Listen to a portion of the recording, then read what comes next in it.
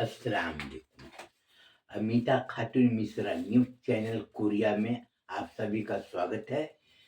अपने हमारी वीडियो देखने वाले सभी लोगों को नमस्कार।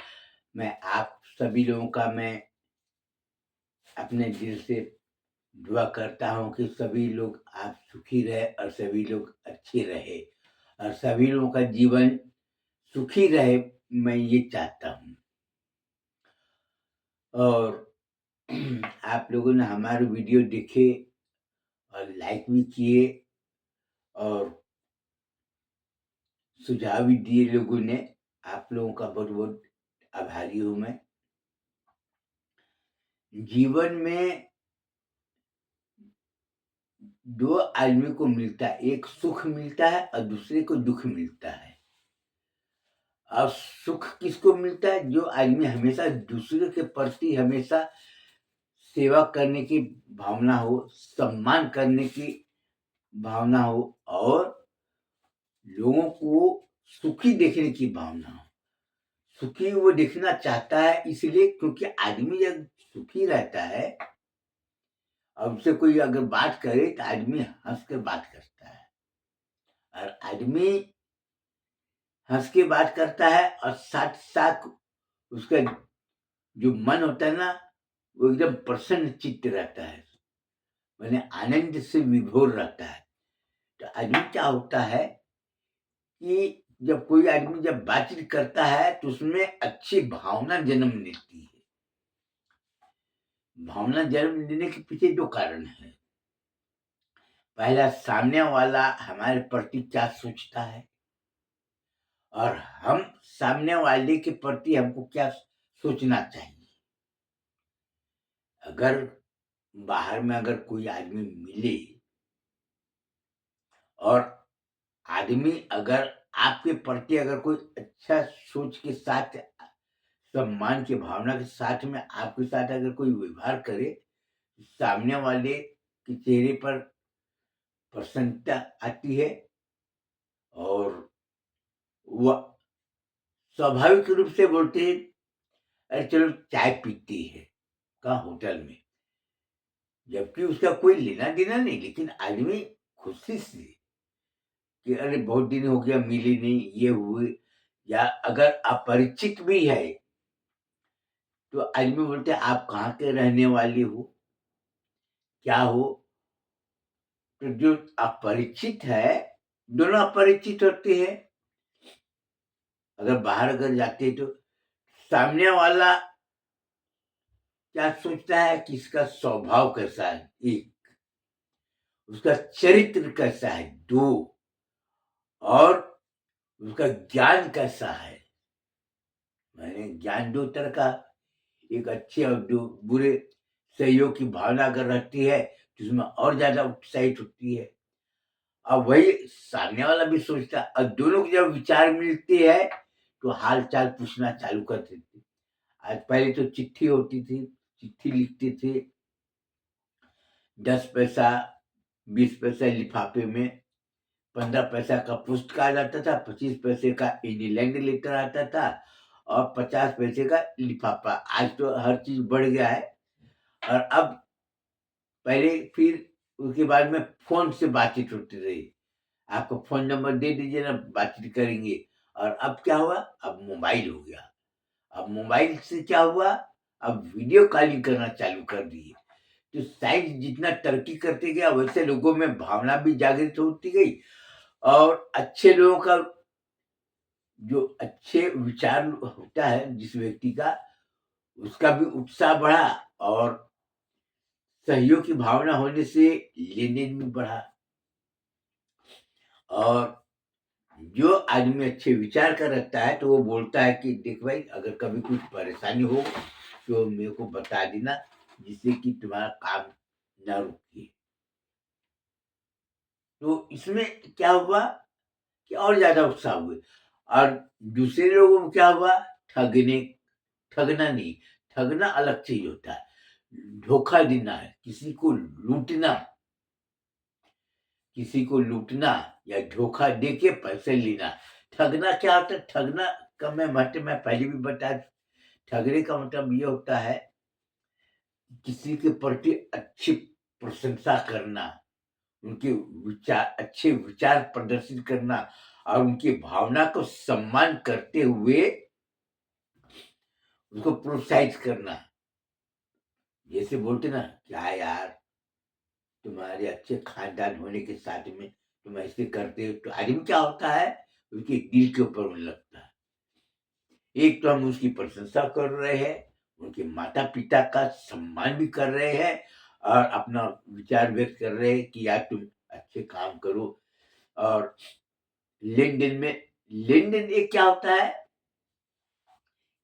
एक आलस आ जाता है कि अगर हमने किसी से पैसा लिए, यार दे देंगे यार, कोई बात नहीं। बीमारी वो नहीं है, लेकिन आदमी दिल में आलस आ जाता है, बोले क्या यार, तुम्हारी वजह से सब हमारा ये काम बिगड़ गया। तो आदमी ये सोचता है कि अगर मैं दे देता तो काम भी बिगड़ता। अब दे देता लेकिन धोखा उसको बोलते हैं, पैसा ले लिए और उनको बोल दिए कि दूंगा, लेकिन उसके मन में क्या हुआ, अरे देंगे बाद में आराम से, इतना जल्दी क्या है। उसको बोलते हैं धोखा।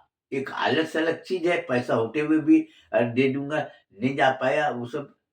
और एक होता है धोखा कि मैं दूंगा, बाद में दूंगा, अपना मतलब निकालने, स्वार्थी जिसको बोलते हैं। तो आज उसका ये नतीजा है।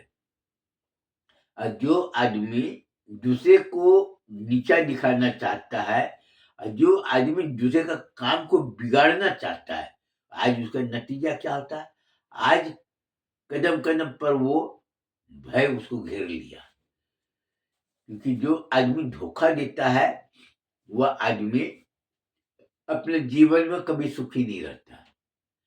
अपने साथ में कई लोगों ने धोखा दिए, पैसा मांगता है, पैसा होते हुए भी नहीं देता है। क्यों? क्योंकि अगर मैं उसको पैसा दूंगा तो कोई सोचता है अभी आने वाला दशहरा है, दुर्गा पूजा है, मैं अपना कारोबार करूंगा, ये करूंगा। अगर पैसा दे दूंगा इस टाइम पर नहीं देगा, तो हमें वो जो हमारे ग्राहक बने हर साल का, कोई साड़ी वाला, कोई कपड़े वाला है, कोई कुछ है, कारोबार सबको लोग करते हैं,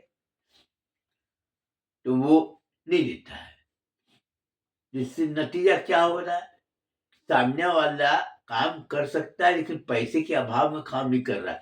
और उधारी बहुत से लोग लेते हैं, देते नहीं। आज तो बहुत से लोग पैसे भी उधारी लेना देना करते थे, वो भी नहीं। माल भी उधारी देते थे तो माल दे देते। आदमी जब धोखा खा जाता है तो किराने दुकान वाला, कपड़े दुकान वाला या और कोई भी दुकान वाला माल नहीं देता। माल ले लेगा, पैसा नहीं देगा तो क्या फायदा।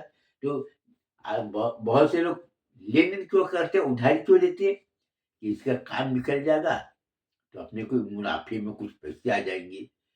सामने वाला क्या सोचता है कि मैं उधारी माल ले लूंगा, माल बेचूंगा, मैं इसको पैसा दे दूंगा, अपने को मुनाफा।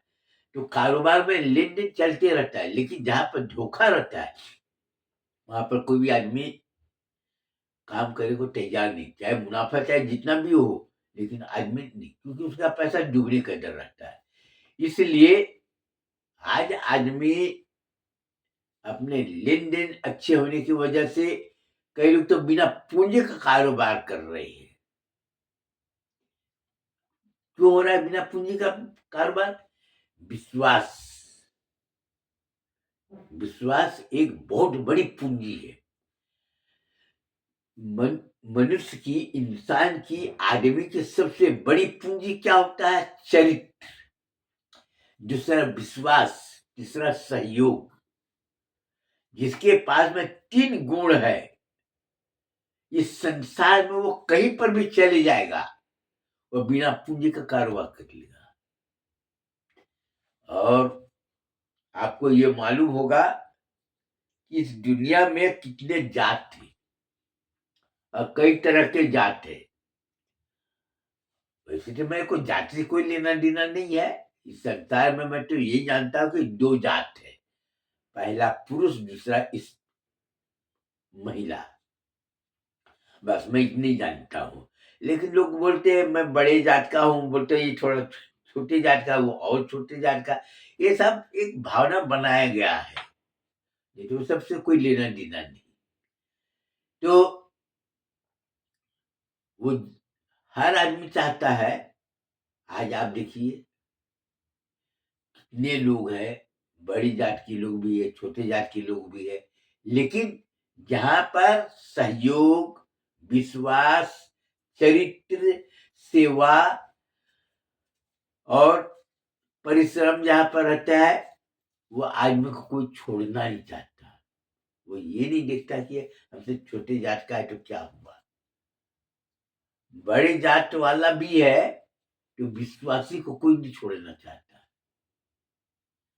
उसके लिए थोड़ा-सा अगर थोड़ा पैसा नुकसान भी अगर हो जाए तो सहने के लिए तैयार है, लेकिन विश्वासी और जो स्वार्थी है वो पैसे के लिए परिश्रमी हो, विश्वासी हो, सहयोगी हो, सिर्फ थोड़े से पैसे के लिए वो छोड़ देता है कि अरे तुझे पैसा ले लिया, नहीं दिया, छोड़ा था, आज से हमारा तुम्हारा लेना देना खत्म, हमको नहीं मिलना है, सिर्फ थोड़े से पैसे के लिए।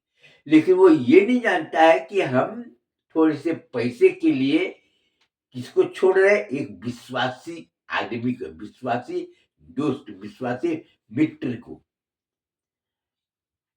सहयोगी को, चरित्रवान को, जो सहयोग करता है, कदम कदम पर साथ देता है, जो चरित्रवान है, जो तुम्हारे प्रति हमेशा अच्छा सोचता है, पैसे के लिए छोड़ देता है। अब बाद में जब जरूरत पड़ता है उसके पास आता है तो वो जान जाता है कि जैसे सूखे पेड़ में तुम पानी डालो, खाद डालो, कितना भी मेहनत करो, सूखा पेड़ से कोई तुमको लाभ नहीं होने वाला। वैसे स्वार्थी स्वार्थी दोस्त बोलते, मतलबी दोस्त बोलते हैं, स्वार्थी मित्र बोलते हैं, उससे तुमको कोई फायदा नहीं हुआ, हमेशा नुकसान होगा। और जो आदमी अपने ज्ञान के माध्यम से, अपने इल्म के जरिए जानता है कि यह आदमी हमारा नुकसान पहुंचाता है, तो काला सांप अगर हो तो उससे उतना खतरा नहीं जितना खतरा मतलबी दोस्त से होता है। और मतलबी दोस्त से हमेशा दूर रहना चाहिए। मैं उसको यही बोलना चाहता हूँ। आज आप देख लीजिए, हम तो नहीं बोल रहे अपने मन से क्या है नहीं है, नेपाल में जो आज जो सत्ता पलट हुई है, जो मारकाट हुई है, जो मेहनत करके लोगों ने घर बनाए थे, अच्छे अच्छे बिल्डिंग बनाए थे, आज सब में आग लगा दे रहा है। और कई लोगों ने आग लगा दिया, कितने रुपया का नुकसान हुआ। अभी ये सुनने में आया कि वहां पर कितने बहुत बड़े बड़े कीमती होटल थे जो जिसका किराया था एक रात का 40,000 रुपया, लेकिन वो होटलों में आग लगा दिया, बड़े बड़े दुकानें तहस नहस हो गई। किस लिए? क्योंकि उन्होंने लोगों के साथ में धोखा किया था, विश्वासघात किया था, नौकरी नहीं, बेरोजगार नहीं, जबकि नौकरी है ऑप्शन सरकार को दे, नेपाल सरकार के पास में, लेकिन सब डुबो दिया। और दूसरी बड़ी खबर ये है कि सिख समुदाय जो है, सिख समाज जो है ना, पूरे संसार में सहयोग की भावना के लिए एक अपना अलग पहचान बनाया है। आज आप गुरुद्वारे में जाकर देखो, कोई भी आदमी जाए, भूखा है, लंगर में जाकर बैठे, खाना खाए, उसे कोई जात पात नहीं पूछता। तुमको अगर दान देना है दो, नहीं देना मत दो। लेकिन यही भावना अपने इस मुसलमान में, इस्लाम में भी बताया गया है। वो लोग अपना करते हैं, अगर कोई भूखा है तो खाना के लिए पूछते, बाहर में जाते। लेकिन मैं अपने पहचान वाले को ये बोलूंगा कि खाने के लिए सब लोग पूछते, अच्छी बात है। मेरे को भी कई लोग बोलते हैं कि आप हमारे घर में खाना खा, लेकिन हमको खाना खाने के लिए रोक इसलिए लगाया गया है कि हम कहाँ के रहने वाले हैं, छत्तीसगढ़ के रहने, चिरी मिरी जिला कोरिया छत्तीसगढ़। अब वहां पर छोटे से में क्या बनाया गया, दाल चावल खाने का आदी है, मसाला वगैरह नहीं, ये नहीं। तो स्वास्थ्य के ऊपर में देखते हुए मुस्लिम लोगों के घर में ज्यादातर लोग गोश्त खाते हैं, बिरयानी खाते हैं और ये खाते हैं, जो कि हमारे स्वास्थ्य के लिए नुकसान है। इसलिए हमारे ऊपर में रोक लगाया गया कि बाहर में तुमको निमंत्रण कोई दे, अगर तुम्हारा घर अच्छे पहचान वाला हो तो पहले अनुमति लेना पड़ेगा। मुस्तफा कॉर्पोरेशन ऑफ कोरिया, और उसमें जो और भी डिपार्टमेंट रहता है, तो हमारे तरफ में जो निवेश करने वाले दूसरे समाज के, हमने आपको पहले बताया, हम अपना हजरत आमीना इस्लामिया मदरसा कर चलाते हैं। अपना मदरसा को संचालन करने के लिए अपना व्यापार करते हैं। व्यापार में क्या है, 3 किस्म की होती है। एक है नमक, साबुन, हल्दी, मिर्च, धनिया, वासनी पर चाय पत्ती, शक्कर, दाल, ये सब अलग है।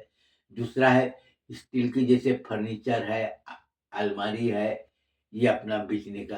और तीसरा गारमेंट इंडस्ट्री डालिए, पुष्पांजलि गारमेंट इंडस्ट्री, जिसमें लड़कियां सिलाई सीख के, उसमें लड़कियों की सिलाई सिखा रहे, उसके पीछे हमारा मूल उद्देश्य है सभी को रोजी रोटी से जोड़ो। अगर उसको कहीं नौकरी मिलती है तो अपना जाओ। हमें तो ये लोग लड़की लोगों को समझाए कि अगर अच्छी नौकरी मिलती है तो अपना सिलाई छोड़ के तुम अपना उज्जवल भविष्य बनाओ।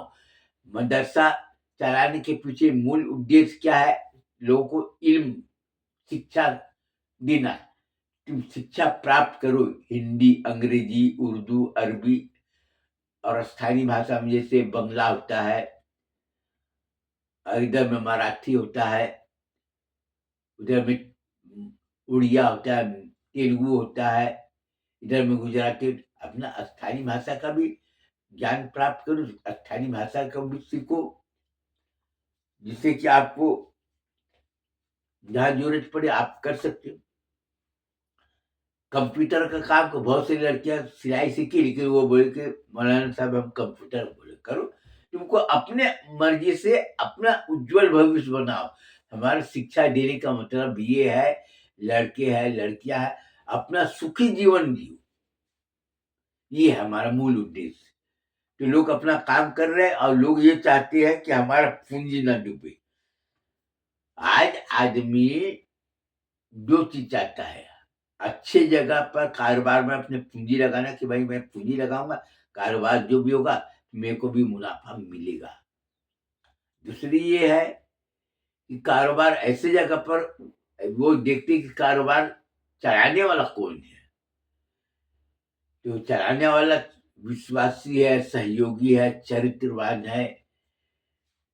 तो वो चाहता है कि चलाने वाला अगर सुरक्षित है तो कारोबार सुरक्षित है, और कारोबार सुरक्षित है तो निवेशकर्ताओं का पैसा, पूंजी, धन, ये सुरक्षित है।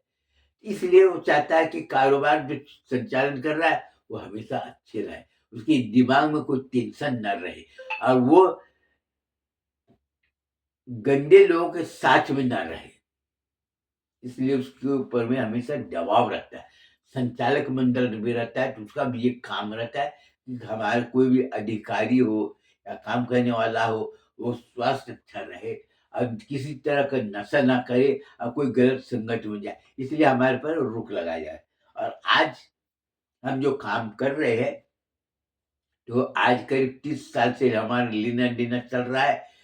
तो एक होता है अनुभव करने वाला, कारोबार करता, और दूसरा होता है जो आदमी हमारी संस्था से कोई लेना देना नहीं, लेकिन वो देख रहा है कि ये काम क्या कर रहा है, जो काम कर रहा है उसका रिजल्ट क्या आ रहा है।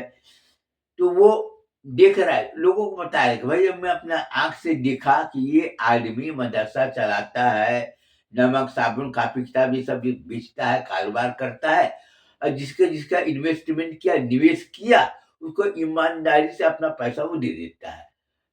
और ये मैं देखा, तो वो क्या होता है, साक्ष्य, साक्षीदार, जिसको बोलते हैं गवाह, जिसको बोलते हैं ना कि मैं इसको जानता भी, ऐसा ऐसा होता है। तो एक वो भी बहुत रत्न, बहुत कीमती रत्न में गिनती होता है, साक्षीदार भी। तो लोग साक्षीदार को भी चाहते हैं कि वो भी अच्छे रहे। अब आप देख लीजिए कि पंजाब में जो बाढ़ आया है, हमने अपने मदरसे में पढ़ने वाले बच्चों को ये बोला, हजरत आमिना इस्लामिया मदरसा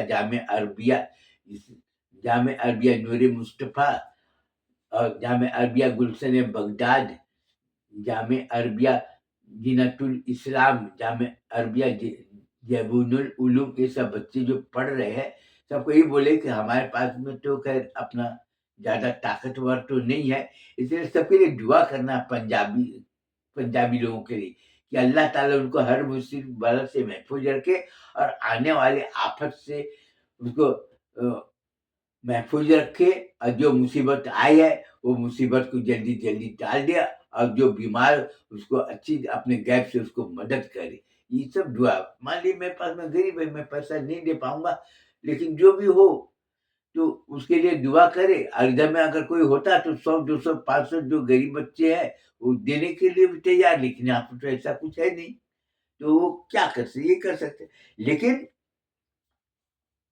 आज भाजपा सरकार भयभीत है, अंदर से भयभीत है। क्यों? क्योंकि मुसलमानों ने पंजाब पंजाब जो राज्य है पंजाबी लोगों को सिख समाज के लिए खुलकर साथ दे रहे हैं। आज वीडियो में लोग दिखाई दे रहे हैं, खुलकर साथ दे रहे हैं। अब उसमें डर ये हो गया कि अब सिख समाज लोग तो बोल रहे अल्लाह अकबर, कई लोग बता रहे। अब जब मुसीबत आता है तो मदरसे मस्जिदों के दरवाजे खोल दिए जाते कि आओ तुम लोग सुरक्षित रहो, खाना वगैरह तुम लोग खाओ, ये सब खिला रहे, सब देख रहे लोग।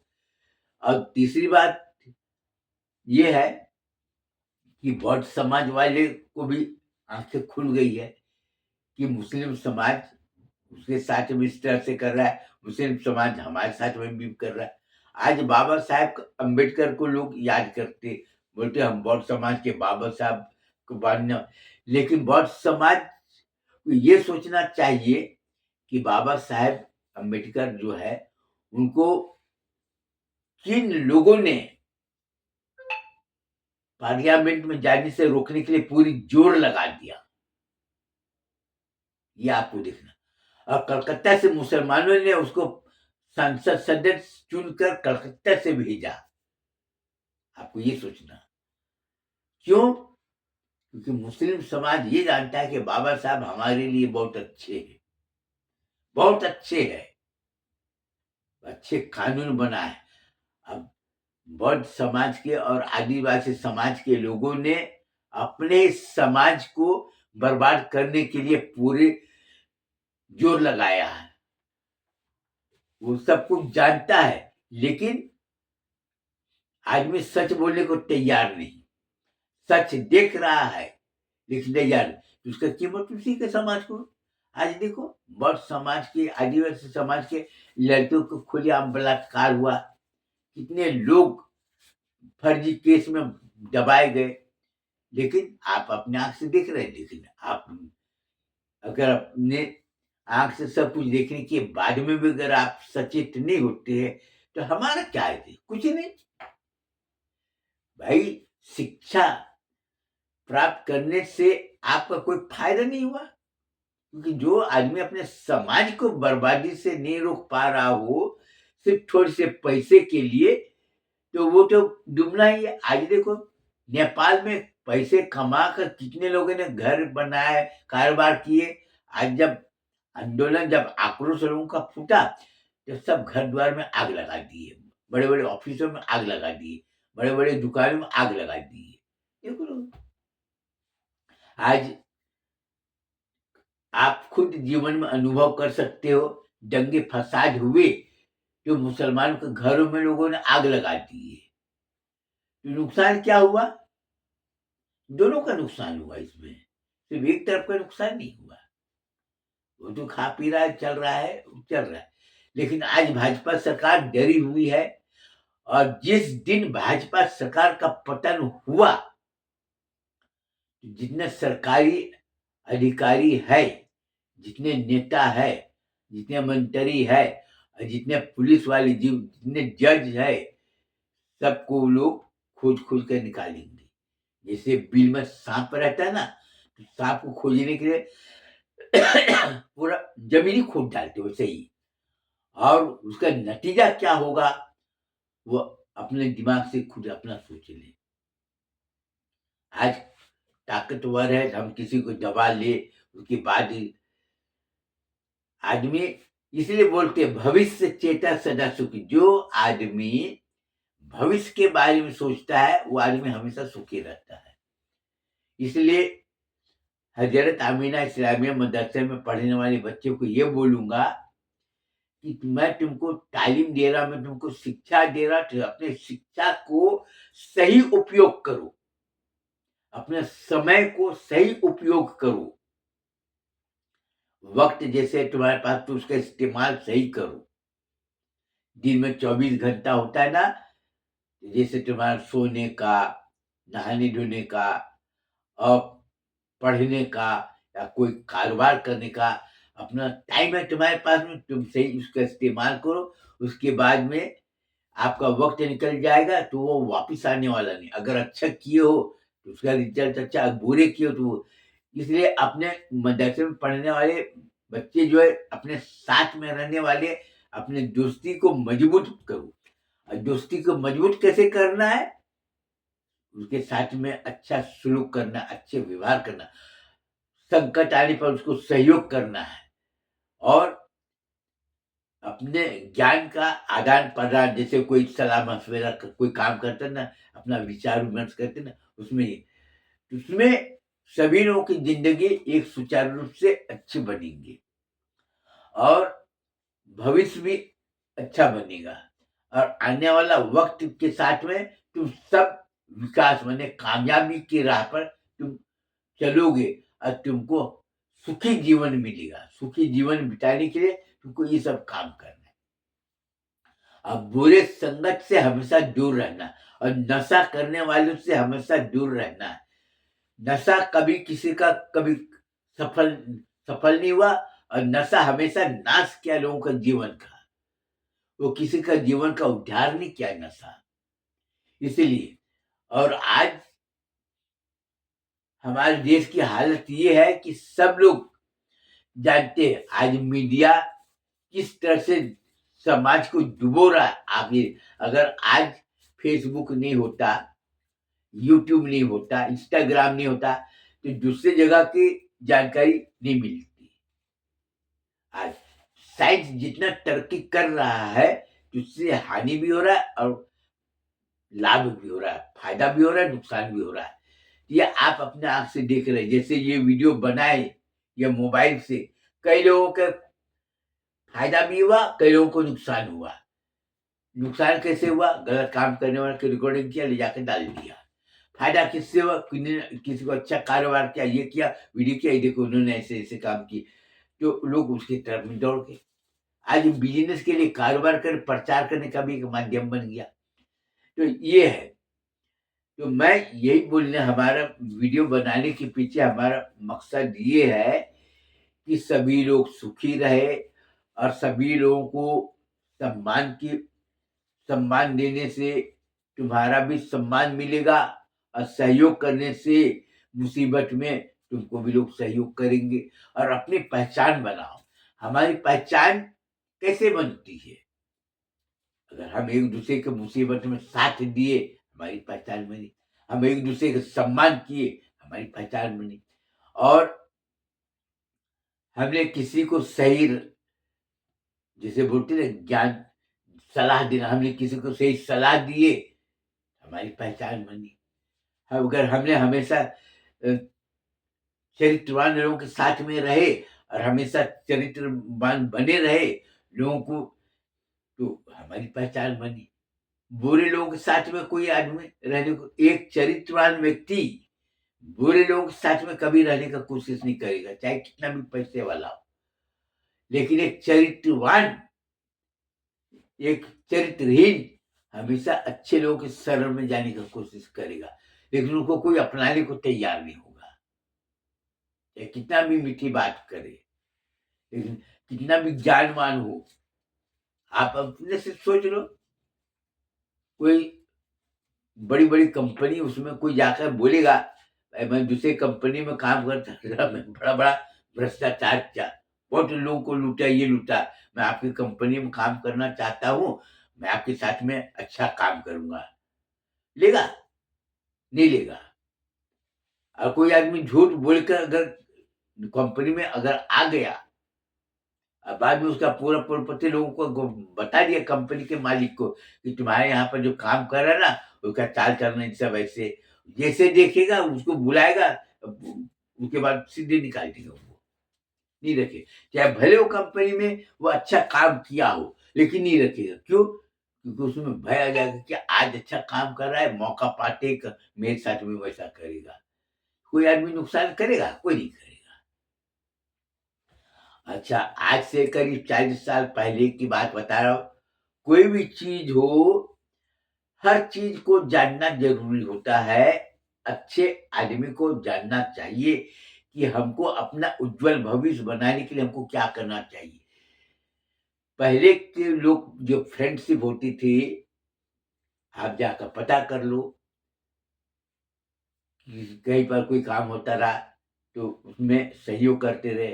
यार तुम हम ये काम हमारा कर देना, हमारी बीवी को मायके छोड़ देना, हमारी बीवी को मायके से ला देना। उस समय कुछ भी नहीं था, लेकिन विश्वास कितना था कि 400-500 किलोमीटर दूर में ट्रेन से या बस से किसी के मायके जाना, अपने दोस्त की ससुराल जाना, उसकी बीवी को लाना या अपने दोस्त की बीवी को उसके मायके में ले जाकर छोड़ना। कितना विश्वास। लेकिन आज वो चीज़ नहीं है। पहले दूसरे की बीवी अपने पति के मित्र को सम्मान करती थी। क्यों करती थी? क्योंकि आर्थिक स्थिति का भी संतुलन बना रहे, व्यापार का भी संतुलन बना रहे और सहयोग की भावना के विषय देवर-भाभी में मज़ाक करते थे, लेकिन उसमें अश्लीलता नहीं होती थी कहीं पर भी। उस समय का जीवन कितना सुखी होता रहा। बोलते ना, जिस व्यक्ति के जीवन में चरित्रवान पत्नी और विश्वास पात्र मित्र ना हो, उसका जीवन बिल्कुल अधूरा है, बल्कि कोई काम का नहीं। मेरा कहने का मतलब ये है।